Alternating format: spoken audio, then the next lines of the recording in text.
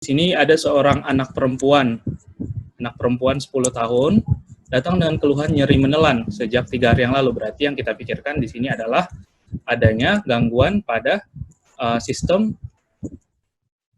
saluran pencernaan atau saluran nafas bagian atas dari anak tersebut ya. Oke. Iya. Nah, di sini berarti kita lanjut lagi nih baca soalnya. Disertai dengan demam dan pembengkakan kelenjar, pembengkakan leher gitu ya. Nah, berarti di sini ada pembengkakan leher dan juga demam. Nah, demam ini kita curiga infeksi, sedangkan pembengkakan leher itu sendiri kita curiga adanya penyebaran ke kelenjar getah bening, seperti itu ya. Nah, di PF-nya kita lihat tekanan darahnya 100/70, HR-nya meningkat sedikit, RR-nya juga relatif meningkat sedikit. Suhunya dia 38 derajat Celcius, dia demam ya, dan disertai dengan suara stridor, berarti dia ada sumbatan pada jalan nafas, saluran nafas bagian atas ya. Oke, ada sumbatan. Nah, di sini adalah highlight yang paling penting dari soalnya, yakni ada pseudomembran yang melekat dengan mudah, yang melekat dan mudah berdarah. Itu merupakan jaringan-jaringan yang sangat spesifik pada infeksi Corynebacterium diphtheri.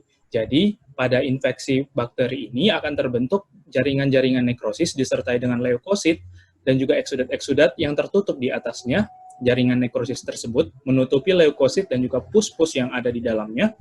Dan nantinya apabila kita korek jaringan tersebut atau kita hapus sedikit saja, dia akan sangat mudah berdarah. Seperti itu. Nah, dia juga akan menyebabkan bullneck berupa pembengkakan pada leher gitu. Nah, apa karakteristik dari penyebab penyakit ini? Berarti kita back to basic science ya di sini ya. Nah, kita lihat untuk next dulu. Kita lihat untuk gram di sini pilihannya ada gram positif, gram negatif. Kita tentukan dulu. Nah, untuk Corynebacterium diphtheri itu sendiri, dia perlu diketahui bahwa dia adalah bakteri gram positif yang akan menghasilkan eksotoksin yang untuk menginfeksi inangnya. Jadi dia di sini bakterinya patogennya adalah toksinnya. Nah, toksinnya ini ada toksin alfa, ada toksin beta. Nah, kita sekalian belajar basic science saja ya, supaya nanti bisa mana tahu dikeluarkan soal basic science tentang patofisiologinya. Jadi di sini dia adalah gram positif, basil aerobik tidak berkapsul, non-spora, non-motile. Nah, kalau kita pikirkan satu persatu kan itu agak sulit ya. Nah, nanti kita klasifikasikan aja gram positif yang gampang mengklasifikasikannya gimana sih. Nah, kita lanjut dulu untuk yang selanjutnya. Jadi gram positif dia Corynebacterium itu, Coryne itu sendiri artinya club shape atau dia berbentuk seperti tongkat seperti itu dengan metachromatic granules on Loeffler media. Jadi itu media untuk diagnostiknya. Jadi ada granul-granul metachromatic di ekor dari batang bakteri ini. Jadi dia cara infeksinya, patofisiologi infeksinya itu adalah dengan cara dia bisa menyebabkan menginfeksi dengan eksotoksinnya, dengan beta propaga. Jadi dia ada toksin alfa, ada toksin beta. Toksin alfa ini yang akan berikatan kepada jaringan-jaringan mukosa yang ada di jaringan-jaringan mukosa yang ada di saluran nafas atas ini, di faring. Nah, nanti alfanya akan memfasilitasi masuknya bakteri ini, betanya nanti akan menyebabkan gangguan pada proses metabolisme selnya, sehingga nanti akan terjadi ADP ribosilasi dari F2, atau itu merupakan untuk sel dapat melakukan translasi agar membentuk regenerasi dari sel baru akan dihentikan, sehingga sel akan mengalami stagnan dalam metabolisme, sehingga nantinya akan terjadi nekrosis. Nah, seperti itu. Nah, di sini yang perlu kita pahami juga bahwa dia adalah warnanya, tadi kan nggak disebutkan ya warnanya di soal. Kalau misalnya dia ada warna seperti grayish white atau warna kelabu, itu kita pertama kali curiga memang untuk difteri, apalagi kalau misalnya di swab dia mudah berdarah seperti itu ya.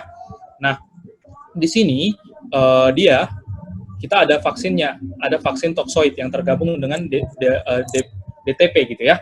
Tapi vaksinnya ini ada orang-orang yang tidak menggunakan vaksinnya atau melakukan vaksinasi. Karena itu terjadilah kejadian luar biasa untuk Corynebacterium difteri ini, kembali terjadi infeksi dari Corynebacterium difteri. Oleh karena itu kita harus waspada ya apabila bertemu kasus-kasus seperti ini. Nah, selain dari jaringan mukosa saluran nafas atas, dia juga bisa menyebabkan ke persebaran ke jaringan limfoid di sekitar leher, sehingga menyebabkan limfadenopati, dan juga dia bisa diseminasi nih, yang akan menyebabkan miokarditis, aritmia, dan neuropati pada perjalanan penyakitnya jika tidak diobati, ataupun apabila penyakitnya pada diobati hanya pada tidak komplit gitu, hanya pada saluran nafas atasnya aja gitu ya. Nah, oleh karena itu harus komplit dan juga harus dilakukan monitoring pada pasien-pasien dengan difteri ini untuk jantung dan juga untuk pemeriksaan sarafnya apabila pasiennya sudah sembuh, bukan langsung pasiennya sembuh gitu ya. Oke, kita lanjut untuk yang selanjutnya. Tadi seperti yang saya katakan, dia gram kultur dengan media Loeffler untuk menunjukkan metakromatik granulnya sama deteksi toksinnya. Nah, deteksi toksin namanya ELEC test ya. Kalau mana tahu ada di soal dikatakan ELEC test positif, berarti nggak usah mikir apa-apa lagi. Itu adalah Corynebacterium difteri gitu ya.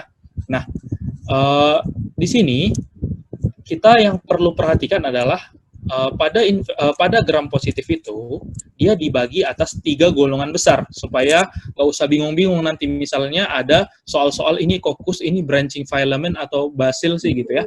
Nah, kalau gram positif itu dia ada bacil, cocci, sama branching filaments gitu ya. Nah, kalau misalnya dia bacil, dia dibagi 2, dia aerobik atau anaerobik. Jadi, kalau misalnya aerobik, dia masuk golongan listeria, penyebab meningitis pada anak kecil, ya, Listeria monocytogenes, atau diare. Bacillus juga, contohnya Bacillus cereus, jelas ya, bacil, dan juga dia aerobik gitu ya. Dan Corynebacterium, yang kita bahas tadi. Sedangkan dia anaerobik, dia adalah Clostridium. Contohnya Clostridium tetani, Clostridium botulinum gitu ya. Nah, juga Cutibacterium, atau sebelum itu nama barunya dari Propionibacterium. Sedangkan Coccus juga sering ditanyakan nih. Coccus tuh perlu kita uji katalase dulu. Kalau katalasenya negatif, dia Streptococcus. Kalau katalasenya positif, dia Staphylococcus. Katalase ini enzim untuk melihat apakah dia menghasilkan oksigen. Jadi dia bakterinya dimasukkan ke dalam enzim, nanti dilihat kepulan-kepulan gitu. Biasanya dia bentuknya seperti ada gelembung-gelembung udara gitu. Nah, kalau kita lihat Streptococcus, hemolisisnya, kita lihat dia parsial, komplit, atau nggak ada hemolisis sama sekali. Kalau parsial, dia alfa hemolisis. Nah, kita cek deh optosin, ini alfa, beta, gamma ini hemolisisnya maksudnya di agar darah. Kita lihat agar darahnya dihemolisis sempurna hingga agar darah yang tadinya merah hingga berwarna putih sempurna gitu, atau beta ya jadinya berwarna kekuningan, ada yang tidak terhemolisis, hanya sebagian saja yang terhemolisis, atau nggak ada hemolisis sama sekali, tetap merah warna agarnya gitu ya. Nah, kita lanjut ke alpha, kita lihat optosin sensitivity sama bile solubility. Nah, kalau optosin dia tidak sensitif atau resisten, dia adalah Viridan streptococci, penyebab subakut endokarditis ya. Nah, teman-teman sekalian juga bisa S mutans dan S mitis, di mana juga penyebab karditis infektif gitu ya. Nah, untuk yang sensitif, dia Streptococcus pneumoniae, penyebab pneumonia atau otitis media akut gitu ya pada anak. Nah, untuk beta, kita lihatnya adalah bacitracin sensitivity yang paling penting. Nah, bacitracin sensitivity, kalau misalnya dia nggak sensitif, dia adalah S. agalactiae, penyebab meningitis pada orang tua.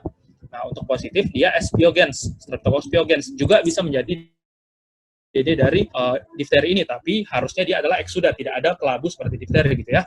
Nah, dia di sini bacitracin sensitif.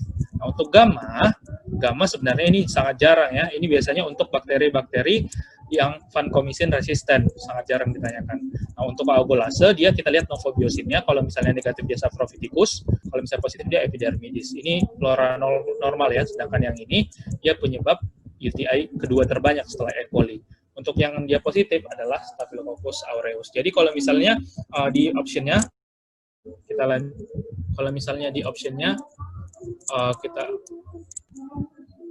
kita lanjut, kalau misalnya di optionnya ditunjukin gini, gram positif basil anaerobik, berarti kita berpikirnya ke Clostridium dan Corynebacterium gitu ya. Bukan Clostridium maksudnya dan Propionibacterium atau Cuticobacterium tadi ya, bukan ke Corynebacterium. Sedangkan gram positif basil aerobik kita mikirnya ke Corynebacterium, Listeria, dan juga ke teman-temannya tadi yang lain, ke Bacillus gitu ya. Sedangkan gram positif kokus, kalau gram positif kokus kita bedakan berdasarkan yang tadi gitu ya. Nah, oleh karena itu jawabannya yang B. Nah, dia gram negatif jelas salah ya. Gram negatif Bacil aerobik itu Pseudomonas aeruginosa, gram negatif kokus anaerobik itu golongannya Neisseria. Seperti itu Dr. Bobot.